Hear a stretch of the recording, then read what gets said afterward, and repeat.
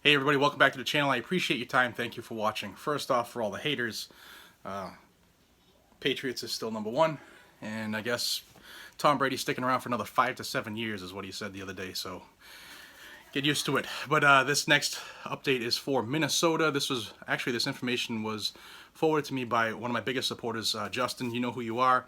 He was my first supporter on Patreon, and I thank you.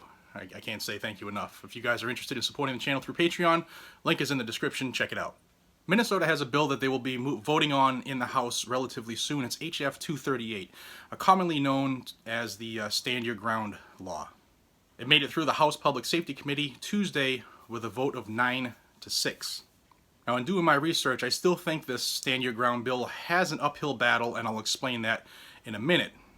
Now, quickly, if you're not familiar with what a stand your ground bill or law is, it basically says that a person can stay in a spot where they're legally allowed to be, for instance, your house, and use whatever force is necessary to defend yourself if faced with an attack or a crime, etc. There are ebb and flows to it, depending on what state you live in, if you even have that bill or law in place. But that's pretty much the consensus. You can stay where you are, you don't have to retreat, and you can defend yourself and your property or your family. Some states have a duty to retreat law. Now, a lot of people think that Massachusetts does. In fact, a lot of our residents do, but that's actually incorrect. We do have what's called the Castle Doctrine in Massachusetts. It is very similar to a stand your ground. However, it's Massachusetts. There are some caveats, but most states have some type of clause or law or doctrine or bill that's on the books where you can protect yourself, your property, and your family. I'm doing this a lot today. Now, one of the good things about this bill, I'm going to read it word for word, and I'll have this text in the description or a link to this text in the description so you can check it for yourself. If you happen to live in Minnesota, you might want to know this. But let's see, subsection 4 is entitled Presumptions. And it creates a presumption that a person entering or attempting to enter by force or stealth into a person's dwelling or occupied motor vehicle is doing so with the intent to use life-threatening force, amongst other things. And that is where I see this having a major problem. And backtracking, because it's the same issue, subsection 2 says circumstances when authorized. And it says deadly force is authorized to 1. Resist or prevent the commission of what the occupant reasonably believes is a felony in the person's dwelling.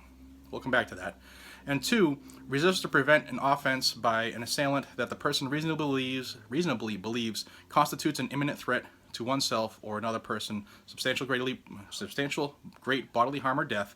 Or 3, to resist or prevent what the individual reasonably believes is the commission of a forcible felony. It prohibits the use of defensive force against peace officers involved in lawful conduct.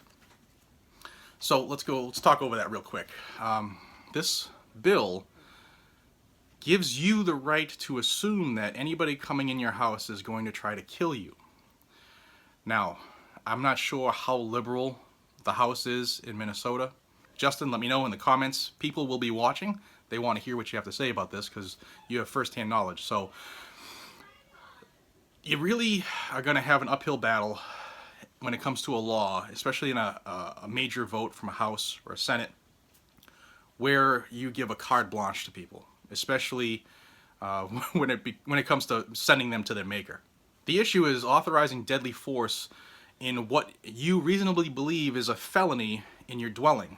Now, those of us who have firearms, those of us who were on the job, whether you were military or police, those of us who have firearms training or are trainers, you're going to know exactly where I'm going with this.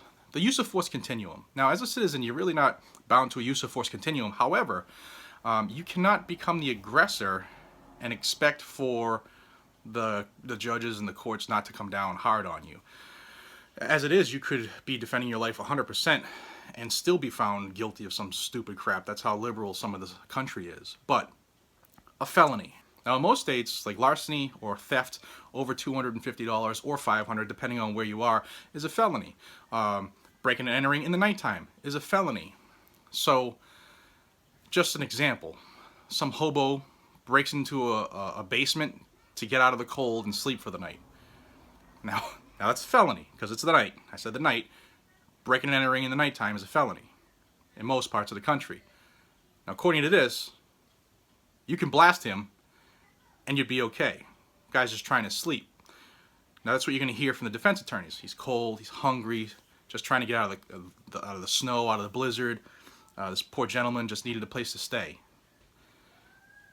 You're going to have to articulate why you thought your life was in danger. So without getting into it, those are some of the uphill battles I see immediately when it goes to the floor in the House. So keep that in mind. And for those of you who live in Minnesota and you're not sure, link will be in the description of how to reach out to your representatives. And you need to get the talk going, because this is, now that it's going to the floor, they can do amendments and stuff like that. So don't let this die. Stay on it. Pay attention. I wish you the best of luck. Hopefully, this is a good thing for you. If you like this type of information, even if your football team isn't the Patriots, please like and subscribe and join this growing freedom family so that we can all get the news out as soon as we can. This is JR from Guns and Gadgets. I appreciate your time. Until we see each other again, be safe, stay vigilant, carry a weapon. Take care, everybody.